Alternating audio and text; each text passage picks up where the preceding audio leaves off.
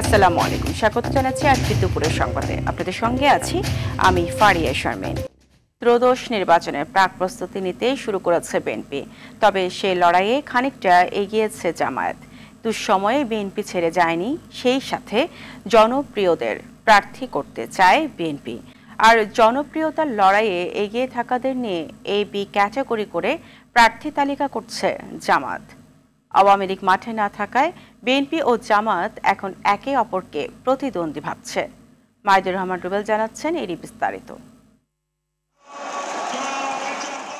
নির্বাচনকে সামনে রেখে মাঠ দখলের প্রতিযোগিতায় ব্যস্ত রাজনৈতিক দলগুলো। ডিসেম্বরে নির্বাচনের আশ্বাস দিলেও কৌশলে সরকারের উপর চাপ বাড়াচ্ছে বিএনপি। নিত্যপণ্যের দাম সহনীয় রাখা, আইন শৃঙ্খলা পরিস্থিতির উন্নতি ঘটানো, নির্বাচনের রোডম্যাপ ঘোষণা এবং ফেসিবাদীদের নানা ষড়যন্ত্র মোকাবিলার দাবিতে সারা দেশে ৬৭ সাংগঠনিক জেলায় সমাবেশ করছে বিএনপি। দেশ ঘুরে দাঁড়িয়েছে। এবারের নির্বাচনে তরুণ, অভিজ্ঞ ও প্রবীণদের সমন্বয়ে প্রার্থী চূড়ান্ত করতে চায় বিএনপি। বিবেচনায় নেওয়া হবে দলের প্রতি আনুগত্য, জনপ্রিয়তা, দুঃসময় ও আন্দোলনের ভূমিকা। দলের ভারপ্রাপ্ত চেয়ারম্যানের নির্দেশনা মেনে সংসদীয় এলাকায় নিজেদের অস্তিত্ব জানান দেওয়ার চেষ্টা করছে তৃণমূলের নেতারা। দুর্দিনে সে ছিল, এটা একটা ক্রাইটেরিয়া। আরেকটি হলো তার নামে যদি কোনো প্রকার এলিগেশন থাকলে সে পার্টিতে নমিনেশন পাবে না, এটা মোটামুটি সবাই নিশ্চিত হয়ে যাচ্ছে। নির্বাচনী মাঠে আওয়ামী লীগ না থাকলেও সে লড়াই সহজ হবে না বলে ইঙ্গিত দিয়ে রেখেছেন তারেক রহমান। এমন বক্তব্য ধারণ করে শক্তভাবে সাংগঠনিক পুনর্গঠনের পাশাপাশি নির্বাচনের প্রস্তুতি সেরে নিচ্ছে বিএনপি। দুঃসময়ে যারা বিএনপির হয়ে কাজ করেছে, প্রার্থী বাছাইয়ে তারা গুরুত্ব পাবে বলে জানান দলটির ভাইস চেয়ারম্যান শামসুজ্জামান দুদু। বিএনপি দীর্ঘ একটা আন্দোলন সংগ্রাম লড়াই করেছে, ওখান থেকে কিছু মানুষ কিন্তু উঠে এসছে, নেতৃত্বে উঠে এসছে, শুধু ঢাকা না সারা বাংলাদেশে। তারাই অগ্রাধিকার পাবে, কারণ এটা আমার পার্টির অ্যাক্টিং চেয়ারপারসন ইঙ্গিত করছে। গুঞ্জন রয়েছে ৩০০ আসনে প্রার্থী দিলেও শতাধিক আসনে শক্তভাবে প্রতিদ্বন্দ্বিতা করতে চায় জামায়াত। সেই লক্ষ্যে প্রায় অর্ধশত সভা সমাবেশ শেষ করেছে দলটি। জামায়াত ইসলামের সেক্রেটারি জেনারেল মিয়া গোলাম পরোয়ার জানান, প্রার্থী নির্বাচনে মেনে চলবে কঠোর নীতি। আমাদের প্রার্থী কেমন, প্রার্থীর পক্ষে সেখানে জনমত কেমন, ভোট হলে আমাদের বিজয়ের সম্ভাবনা কত, এ প্লাস, এ বি, এরকম আমরা ক্যাটাগরি করি। সেটা আমাদের নিজস্ব বিশ্লেষণের জন্য, নিজস্ব পরিকল্পনা, নির্বাচন পরিচালনায় আমাদের তো কিছু সিদ্ধান্ত, পরিকল্পনা, পদক্ষেপ প্রয়োজন। এই সিদ্ধান্তের জন্য আমরা এইসব ক্যাটাগরি করে আমাদের পরিকল্পনাটাকে সাজানোর জন্য আমরা এটা করি। ভোটার এবং নির্বাচনবিহীন যে সংস্কৃতি ফেসিবাদী সরকার তৈরি করেছিল, তার যেন পুনরাবৃত্তি না ঘটে, সেজন্য নির্বাচন ব্যবস্থা এবং প্রশাসনের সংস্কার ভোটের আগেই চায় জামায়াত। তাতে আমরা বলি যে না, আমাদের এই আসনগুলোতে বিজয়ের ভালো সম্ভাবনা। মাইদুর রহমান রুবেল, আরটিভি, ঢাকা। বলছেন যে না, আপনারা খুব কনসোলেটেড। এদেশের মানুষের ভাগ্য পরিবর্তন করাই হলো বিএনপির লক্ষ্য, এমন মন্তব্য করেছেন বিএনপির ভারপ্রাপ্ত চেয়ারম্যান তারেক রহমান। যশোর জেলা বিএনপির দ্বিবার্ষিকী অনুষ্ঠানে লন্ডন থেকে ভার্চুয়ালি যুক্ত হয়ে এসব কথা বলেন তিনি। তারেক রহমান বলেন, বিগত 16-17 বছরে যারা লুটপাট ও অনিয়ম করেছিল তাদের বিরুদ্ধে বিএনপি নেতাকর্মীরা কথা বলছে। বিগত সময়ে বিএনপি নেতাকর্মীদের উপর ব্যাপক নির্যাতন চালিয়েছে। আধুনিক বাংলাদেশ গড়ার প্রত্যয় ব্যক্ত করে তারেক রহমান বলেন, জিয়াউর রহমানের স্বপ্ন পূরণের মাধ্যমে এ দেশকে এগিয়ে নিয়ে যাওয়া হবে। আমাদের মূল লক্ষ্য, আমাদের রাজনীতির মূল লক্ষ্য হচ্ছে বাংলাদেশ এবং বাংলাদেশের জনগণ। সেজন্যই সবার আগে উপস্থাপন করেছিলাম কিভাবে আমরা রাষ্ট্রকে মেরামত করতে চাই, রাষ্ট্র কাঠামোকে মেরামত করতে চাই, কিভাবে ভেঙে পড়া প্রতিটি প্রতিষ্ঠানকে আবার মেরামত করতে চাই, এবং যে রাষ্ট্র কাঠামো মেরামতের মাধ্যমে দেশ এগিয়ে যাবে, দেশের পুনর্গঠন হবে বা দেশের মানুষের ভাগ্যের পরিবর্তন হবে। ফেসিবাদ পালিয়েছে, ভবিষ্যৎ প্রজন্মের জন্য বাসযোগ্য দেশ গড়তে রাজনৈতিক দলগুলোর প্রতি আহ্বান জানিয়েছেন মির্জা ফখরুল ইসলাম আলমগীর। সকালে প্রেস ক্লাবে প্রয়াত বিশিষ্ট সাংবাদিক মাহফুজুল্লাহর মরণোত্তর 21শে পদক প্রাপ্তি উপলক্ষে আলোচনা সভায় তিনি এসব কথা বলেন। এ সময় তিনি আরও বলেন, মাহফুজুল্লাহ একজন সত্যিকারের দেশপ্রেমিক ছিলেন। 14 নির্বাচন থেকে 18 পর্যন্ত দেশের গণতন্ত্র প্রতিষ্ঠায় নিরলসভাবে কাজ করে গেছেন তিনি। তার মূল উদ্দেশ্যই ছিল সমাজের পরিবর্তন বলেও মন্তব্য করেন মির্জা ফখরুল। এই সময় প্রধান উপদেষ্টা প্রেস সচিব শফিকুল আলম বলেন, মাহফুজুল্লাহ বাংলাদেশের সাংবাদিকতায় অনন্য দৃষ্টান্ত। ফ্যাসিবাদ পালিয়ে গেছে এবং সেই আন্দোলনের মধ্য দিয়ে পালিয়েছে। দীর্ঘদিন ধরে রাজনৈতিক দলগুলো তারা যে চেষ্টা করেছে সবশেষে ছাত্র এবং জনতার সমবেত প্রচেষ্টায় সেই সম্ভব হয়েছে। ওনাদের লেখা সারা জীবন আমাদেরকে পথ নির্দেশনা করে, ওনার বিচিত্রার লেখা, ওনার সাংবাদিক হিসেবে এনভায়রনমেন্টাল জার্নালিজমের ওনার লেখা, ব্রিলিয়ান্ট লেখা। যে কাজ করলে দেশ ছেড়ে পালাতে হয়, রাজনীতিবিদদের সে ধরনের কর্মকাণ্ড থেকে ফিরে আসার আহ্বান জানালেন জামায়াতে ইসলামের আমির ডক্টর শফিকুর রহমান। দুপুরে লক্ষ্মীপুর আদর্শ সামাদ সরকারি উচ্চ বিদ্যালয় মাঠে জামায়াতের জনসভায় তিনি আহ্বান জানান। তিনি বলেন, চাঁদাবাজি আর দখল বাণিজ্য করা মানে জুলাই শহীদদের রক্তের সাথে বেইমানি করা। আগামী নির্বাচনে ইসলামী আদর্শের দলকে ভোট দেবার আহ্বান জানান ডক্টর শফিকুর রহমান।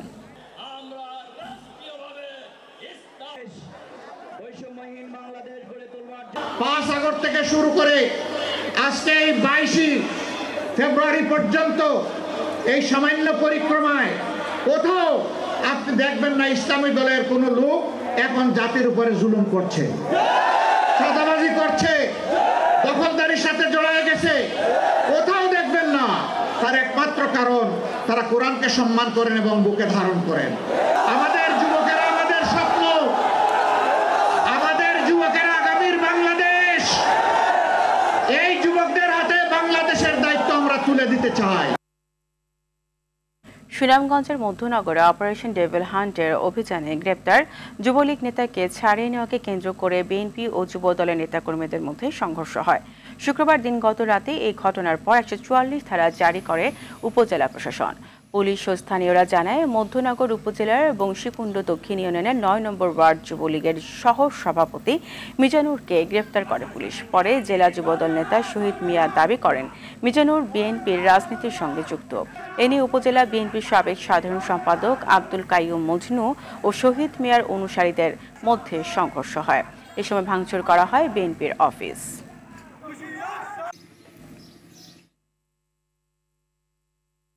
এদিকে সুনামগঞ্জের শান্তিগঞ্জ উপজেলার ঠাকুরভোগ গ্রামে পূর্ব ঘোষণা দিয়ে সংঘর্ষে জড়ায় বিএনপি ও আওয়ামী লীগের নেতাকর্মীরা। এতে উভয় পক্ষের প্রায় অর্ধশত মানুষ আহত হয়েছে। প্রত্যক্ষদর্শীরা জানায়, সকাল 10:30টার দিকে ঠাকুরভোগ গ্রামের 6 হালের মাঠে ইউনিয়ন বিএনপির সভাপতি নূর মিয়া ও আওয়ামী লীগের সহ সভাপতি সুফি মিয়ার অনুসারীদের মধ্যে আধিপত্য বিস্তার নিয়ে সংঘর্ষ শুরু হয়। প্রায় 1 ঘন্টা পর পুলিশ গিয়ে পরিস্থিতি নিয়ন্ত্রণ করে বলে জানান শান্তিগঞ্জ থানার ওসি আকরাম আলী। স্থানীয়রা জানায়, গেল বৃহস্পতিবারও দুই পক্ষের মধ্যে উত্তেজনা দেখা দেয়। এরপর মারামারির ঘোষণা দেয় তারা।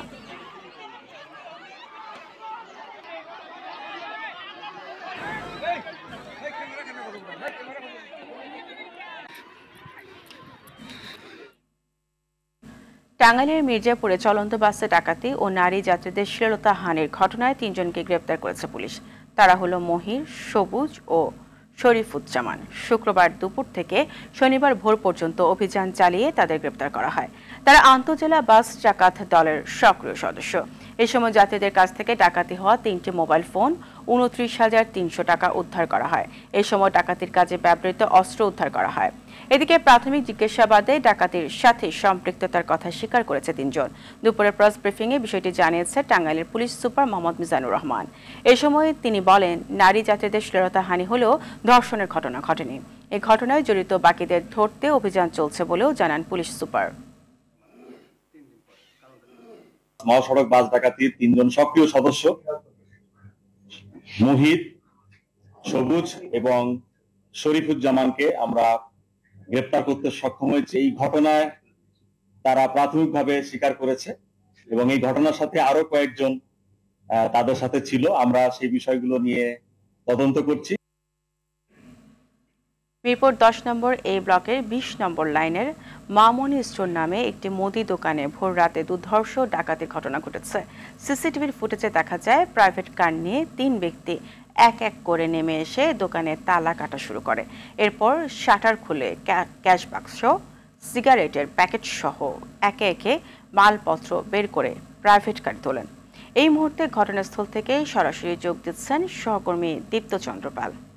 দীপ্ত, ডাকাতির ঘটনায় মামলা হয়েছে কিনা জানাবেন, এছাড়া কাউকে শনাক্ত করতে পেরেছে কিনা জানাবেন। ফারিয়া, আমি কিন্তু এখন রয়েছি সেই ঘটনাস্থলে। আপনি জানেন যে বৃহস্পতিবার দিবাগত রাত 4টার দিকে এই ঘটনাটি ঘটে। শুধু মামুনি স্টোরি নয়, আশপাশের যে কয়েকটি দোকান, প্রায় আমরা এখানে এলাকাবাসীর সঙ্গে কথা বলে যেটি জানতে পেরেছি 5 থেকে 6টি দোকান এবং 2টি বাড়িতে কিন্তু এই সংঘবদ্ধ ডাকাতি হয় এবং তারা যেটি জানিয়েছেন রাত 4টা থেকে 5টা সাড়ে 5টায় 1 থেকে 1.5 ঘন্টার ভিতরেই কিন্তু ডাকাত দল তারা প্রাইভেট কার নিয়ে এসে এই ডাকাতিটি ঘটায়। এবং আমরা কথা বলেছি মামুনি স্টোরের মালিকের সাথে, তিনি কিন্তু জানিয়েছেন তার প্রায় নগদ টাকা সহ প্রায় 2 লাখ টাকার মালামাল নিয়ে গিয়েছে। আমরা তার সাথে কথা বলেছি মামলার বিষয়ে। তিনি যেটি জানিয়েছেন আজকে থানায় তিনি একটি সাধারণ ডায়েরি করবেন এবং পাশে যে একটি বিরিয়ানির দোকান এবং লন্ড্রির দোকান রয়েছে সেটি আবার মিরপুর মডেল থানার পড়েছে এবং সেই থানার সেই জায়গার যারা ক্ষতিগ্রস্ত তারা কিন্তু মামলা করেছে এমনটি জানিয়েছেন। আমরা সকাল থেকেই দেখছি যে এখানে আইন শৃঙ্খলা রক্ষাকারী বাহিনীর সদস্যরা, পুলিশ, র্যাব, কিছুক্ষণ আগে ডিবির একটি টহল টিম এসেছে এবং তারা বিভিন্ন যে ঘটনাস্থলের যে দোকানে বা বাসায় ডাকাতি হয়েছে সেখানে যাচ্ছে এবং ঘটনার বিবরণ বা কীভাবে সংঘটিত হয়েছে এবং সিসিটিভির যে ফুটেজ সেগুলো কিন্তু জোগাড় করার চেষ্টা করছে। এবং আমরা এখন পর্যন্ত যে 3 জন ডাকাতিগুলো করেছে তাদেরকে ধরা হয়নি এবং তারা কিন্তু সিসিটিভির ফুটেজ নিয়ে পর্যালোচনা করছে এবং এই যে ডাকাতির ঘটনা সেটিকে নিয়ে কিন্তু এলাকাবাসীদের মধ্যে একটি আতঙ্ক বিরাজ করছে এবং তারা যেটি বলছে পুলিশের যে টহল আগে জোরদার থাকলেও 5ই আগস্টের পরে সেই টহল ব্যবস্থা কম হওয়ার কারণেই কিন্তু এই সব দুর্ঘটনাগুলো ঘটছে এবং তারা আইন শৃঙ্খলা রক্ষাকারী বাহিনীর কাছে একটি দাবি জানায় যাতে এই টহলগুলো যাতে আরও জোরদার করা হয়, সেই দাবিটি কিন্তু জানিয়েছেন এলাকাবাসী। তো ফারিয়া, এই ছিল মিরপুর থেকে আমার কাছে সবশেষ তথ্য। ফারিয়া। দীপ্ত, আপনাকে ধন্যবাদ। ঝিনাইদহের শৈলকুপায় 3 জনকে গুলি করে হত্যা করা হয়েছে। গেল রাত 12টার দিকে উপজেলার রামচন্দ্রপুর গ্রামের শ্মশান ঘাট এলাকা থেকে তাদের মরদেহ উদ্ধার করা হয়। পুলিশ জানায় রাত 8টার দিকে শ্মশান ঘাট এলাকায় গুলির শব্দ শুনতে পায় স্থানীয়রা। পরে পুলিশ ঘটনাস্থলে পৌঁছে 3 জনের মরদেহ উদ্ধার করে। ঘটনাস্থল থেকে 2টি মোটরসাইকেল উদ্ধার করা হয়। নিহতদের একজন হরিণাকুণ্ড উপজেলার হানিফ, তিনি পূর্ব বাংলা কমিউনিস্ট পার্টির নেতা ছিলেন। বাকিদের পরিচয় জানা যায়নি। এদিকে চরমপন্থী সংগঠন জাসদ হত্যার দায় স্বীকার করে গণমাধ্যম কর্মীদের হোয়াটসঅ্যাপে খুদে বার্তা পাঠিয়েছে।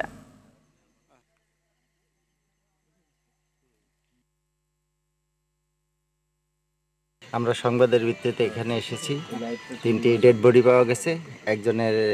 একজন ডেড বডির ঠিকানা আইডেন্টিফাই করছে, তার নাম হানিফ। আমরা তদন্ত সাপেক্ষে আমরা আইনগত ব্যবস্থা নিব। চরমপন্থী সংগঠনের মধ্যে চরম বন্দুকযুদ্ধ হয়, এই বন্দুকযুদ্ধে 3 জন নিহত হয়। আমরা এই রক্তক্ষয়ী সংঘর্ষ চাই না। আর কত? 6 দফা দাবিতে ক্যাম্পাসে বিক্ষোভ মিছিল করেছে খুলনা প্রকৌশল ও প্রযুক্তি বিশ্ববিদ্যালয়ের শিক্ষার্থীরা। দুপুরে এই বিক্ষোভ মিছিল করেন তারা। এর আগে শিক্ষার্থীরা স্টুডেন্ট ওয়েলফেয়ার সেন্টারের সামনে জড়ো হন। এই সময় শিক্ষার্থীরা উপাচার্য, উপ উপাচার্য ও ছাত্র কল্যাণ পরিচালকের পদে নতুন নিয়োগ, শিক্ষার্থীদের উপর হামলাকারীদের গ্রেপ্তার সহ 6 দফা দাবি দ্রুত বাস্তবায়নের আহ্বান জানান। এরপর বিক্ষোভ মিছিল নিয়ে ক্যাম্পাসের বিভিন্ন সড়ক প্রদক্ষিণ করেন তারা। শুক্রবার রাতে সিন্ডিকেটের সিদ্ধান্ত প্রত্যাখ্যান করে আন্দোলন চালিয়ে যাওয়ার ঘোষণা দেন শিক্ষার্থীরা। আমাদের ক্যাম্পাসে বর্তমানে কোনো অভিভাবক নেই, আমাদের পর্যাপ্ত নিরাপত্তা দেওয়ার মতো কেউ নেই। আমরা আমাদের ক্যাম্পাসে নিরাপদ নই। শিক্ষার্থীরা ক্যাম্পাসের বাইরে যেতে ভয় পাচ্ছে, নিরাপত্তাহীনতায় ভুগছে। চিহ্নিত সন্ত্রাসীরা এখনো বাইরে ঘুরে বেড়াচ্ছে, বিভিন্ন মাধ্যমে আমাদেরকে হুমকি দিয়ে যাচ্ছে, এমনকি পিস্তল দেখিয়ে মেশিন প্রস্তুত বলে ফেসবুক এবং সামাজিক যোগাযোগ মাধ্যমে আমাদেরকে হুমকি দিয়ে যাচ্ছে। প্রায় 1 ঘন্টা চেষ্টার পর রাজধানীর কড়াইল বস্তির আগুন নিয়ন্ত্রণে আনতে পেরেছেন ফায়ার সার্ভিসের কর্মীরা। ফায়ার সার্ভিসের 8টি ইউনিট শুক্রবার রাত 1:35 আগুন নিয়ন্ত্রণে আনে। এর আগে শুক্রবার রাত 12:30টার দিকে আগুন লাগে কড়াইল বস্তিতে। এদিকে কেমিক্যাল ড্রাম বিস্ফোরণের ঘটনায় রাজধানীর খিলগাঁওয়ের আগুনে প্রায় 20টি দোকান ও 2টি সমিল পুড়ে যায় বলে জানায় ফায়ার সার্ভিস।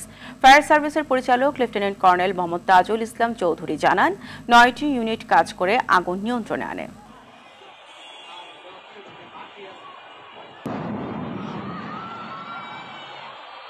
প্রাণপণ চেষ্টা ছিল যে আমরা যেন আগুনটা ছড়াতে না দেই, কারণ এই গ্যারেজ এবং সমিলের আশেপাশে আপনারা দেখে থাকবেন যে 7তলা 8তলা হাই রাইজ বিল্ডিং, 10তলা এসব বিল্ডিং রয়েছে এবং এখানে প্রচুর পরিমাণে বসবাস রয়েছে। এখানে এ পর্যন্ত কোনো আহত নিহত হয়েছে এমন কোনো তথ্য আমাদের কাছে নাই এবং কোনো লোক মিচিং আছে এমন তথ্য আপাতত আমাদের কাছে নেই। আগুনটা সম্পূর্ণভাবে নির্বাপন শেষে একটা প্রাইমারি আমরা তদন্ত করব, তদন্তের পরে আমরা বলতে পারবো সোর্স অফ ফায়ার এবং এটার ক্ষয়ক্ষতি সম্পর্কে।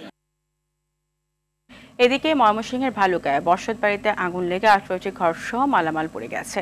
এতে প্রায় অর্ধ কোটি টাকা ক্ষয়ক্ষতি হয়েছে বলে দাবি স্থানীয়দের।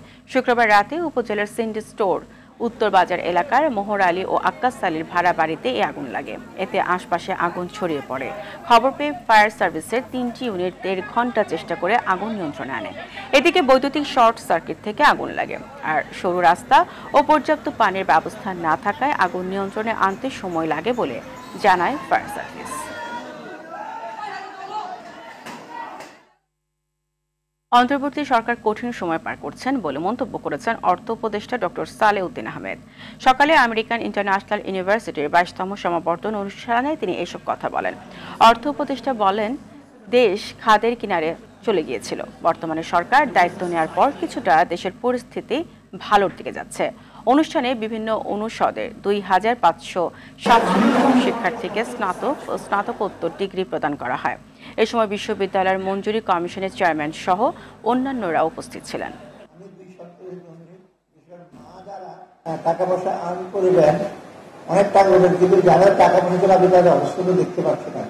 কেউ পালিয়ে বেড়াচ্ছে, কারো ব্যাংক সুইচ হয়েছে, কিন্তু শিক্ষাটা থাকলে কিন্তু ওটা তো ছিনিয়ে নিতে পারে না। আপনার যদি শিক্ষা অভিজ্ঞতা থাকে এটা কিন্তু নিতে পারবে না। কক্সবাজারের টেকনাফে 2 দিন পার হলেও ফেরত দেওয়া হয়নি 19 জেলেকে। এতে উদ্বেগে দিন কাটছে পরিবারের। ধরে নেওয়া 4টি ট্রলারের 2টি টেকনাফের কাউখালী ঘাটের এবং অপর 2টি শাহপুরের দ্বীপ ঘাটের। জেলেরা মিয়ানমারের সশস্ত্র বিদ্রোহী গোষ্ঠী আরাকান আর্মির হাতে জিম্মিতে রয়েছে। জিবির টেকনাফ 2 ব্যাটালিয়নের অধিনায়ক লেফটেন্যান্ট কর্নেল আশিকুর রহমান জানান, জেলেদের ফেরত আনতে যোগাযোগ চলছে। দ্রুতই ফেরত আনা সম্ভব হবে বলে আশা প্রকাশ করেন তিনি। গেল বৃহস্পতিবার সাগর থেকে মাছ ধরে ফেরার পথে 4টি ট্রলার সহ 19 জেলেকে ধরে নেওয়া হয়। দুপুরের সংবাদ এ পর্যন্তই। জেলা সংবাদ বিকেল 4:45টায় দেখার আমন্ত্রণ রইল। ধন্যবাদ সবাইকে।